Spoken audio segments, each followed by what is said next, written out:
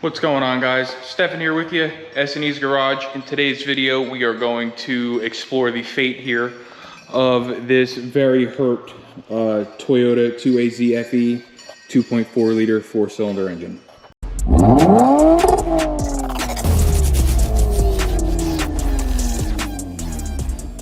All right, guys, so off camera yesterday, we went ahead and did a couple of preliminary checks here. First thing we did is we went ahead and we removed our engine beauty cover. It's going to be held in really easily here, two 10mm bolts. It'll come right up. You'll see it sitting on the floor over there next to that cooler. And then we went ahead and unbolted and removed the ignition coils. They are held in with four 10mm bolts respectively. And then we went ahead and pulled the spark plugs.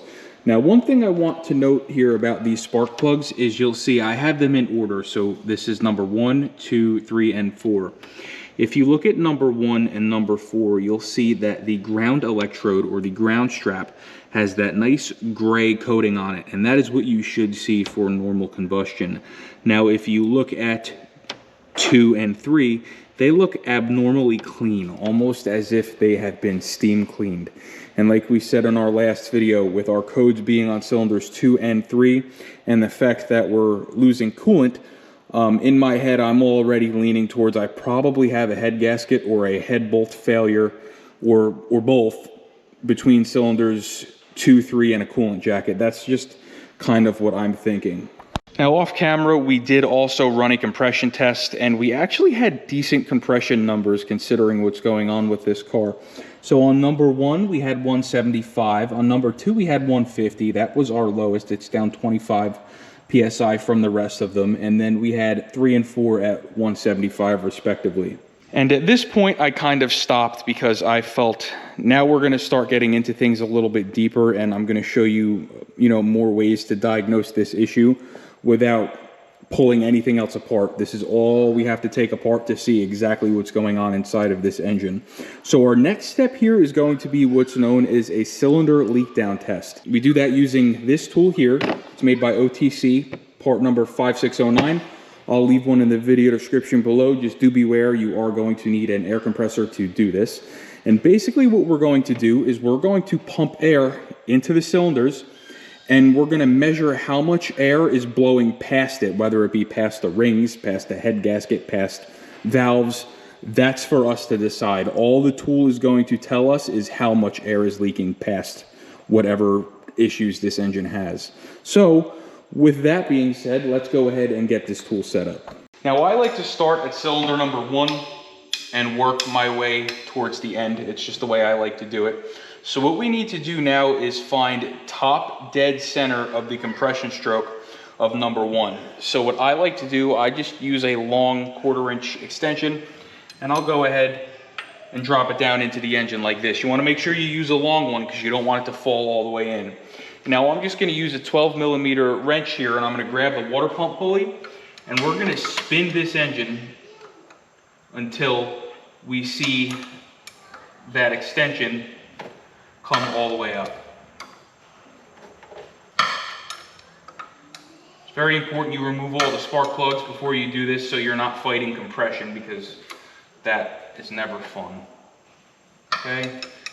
But we're just going to go ahead and wait until we reach the top, and then what you're going to see here, we're at the dwell point. So the dwell is when you move the engine and nothing happens, because basically you're at the top of the stroke where it's up the top and it can either go backwards or forwards.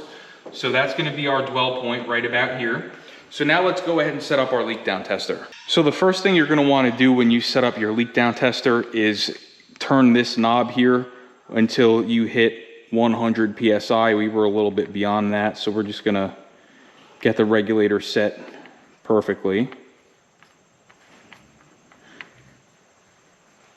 Okay, and now what we're going to do is we're going to go ahead and find the correct hose that will thread into these spark plug tubes, and we're going to go ahead and thread it down. And that just happens to be this guy here. So we're going to go ahead, stick this down, and twist it on. Bottom it out. And now we're going to go ahead and plug in our leak down tester. Okay. and we're just gonna see what our readings are here. Right now on number 1, we have about 18% leak down. Isn't crazy high. I like to see around 10%, but I do hear some hissing. So what I am just going to do, I'm gonna put this radiator cap back on.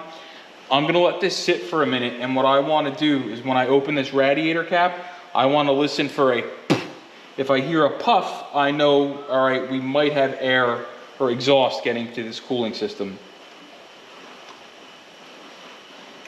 Okay, I'm not hearing anything there, so that's a good sign.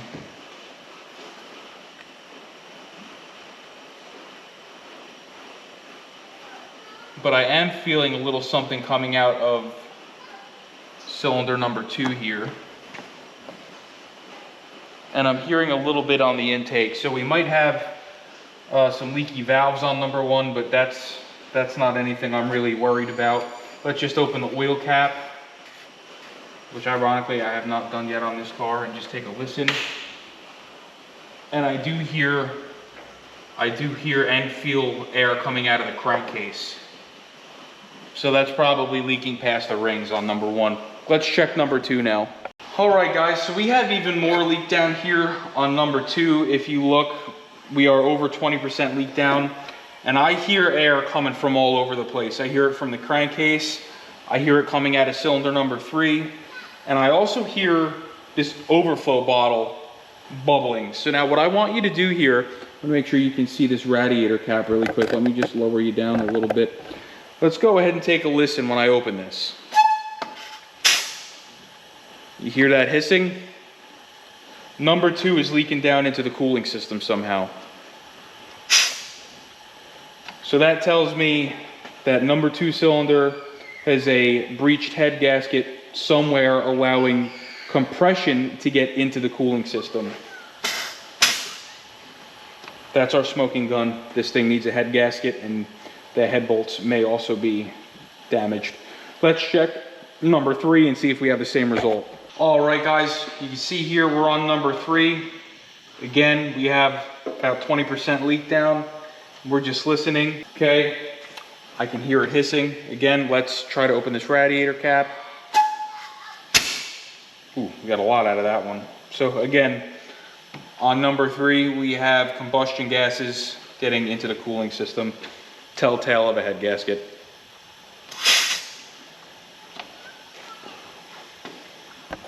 All right, guys, and we got number 4 set up right now, and it just happens to be our best one yet. We only have like 5% leak down on number 4. So number 4 is in great shape. Unfortunately, for this engine, the other 3 are not. All right, guys, so here's where I think we're at with this engine. One way or another, this engine needs to come apart and needs to be inspected. I already did some pricing here, and the rebuild kit for this engine with new pistons, new rings, all the gaskets, is right around $400 from Toyota. That's with the updated pistons to prevent oil consumption. Now, along with that, if when we pull this cylinder head, we find the threads are missing or damaged, we are gonna have to spend another $500 on the rethread kit by Time Cert. That's who I would use. I would probably use Time Cert or North Star Performance. They're both $500. But with that being said, that puts me at right around $900 plus all of my labor to pull this engine out, pull it apart, completely rebuild it, put it back in.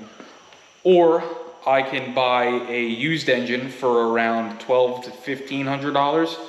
But my problem with that is I need to do some research on the car that it's coming out of to see if it had the oil burning consumption TSB completed on it. If it did, I know I'm buying an engine that's not gonna burn oil, so that may be a good route to go. Short block is unfortunately out of the question. The short block is like $2,300, and then I would need all the gaskets and everything on top of that. I just don't think for what we have going on here that is a viable solution. So let me know in the comments down below what you think. Do we buy everything that we need to fix this engine, tear it completely down and go from there? Or do we just give this engine the sign of the cross, send it off to the scrap yard and put a good low mileage used engine in it? Let me know what you think, comment down below, and like, share, and subscribe. We'll see you next time.